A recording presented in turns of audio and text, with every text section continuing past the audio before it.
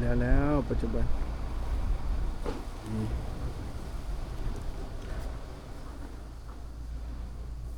ไอ้เป็นมาอยู่แล้วเนาะเป็นเงินเรียบร้อย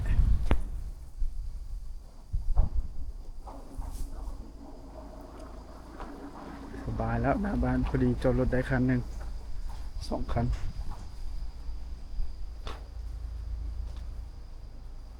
ประตู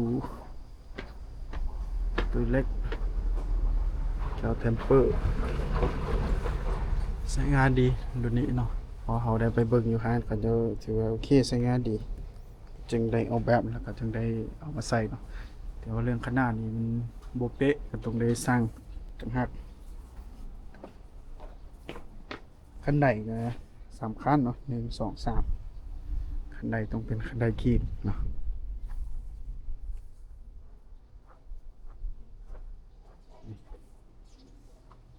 ข้างก็ประมาณข้างแคบเลยเนาะทีโอเคมีแต่สำนี้ก็บายบายผู้ใดที่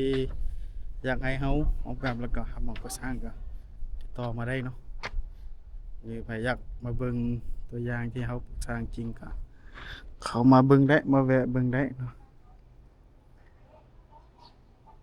ว่าสิเขามาเบิ่งในเฮือนกับตรงได้ขอบเงินก่อนโอเค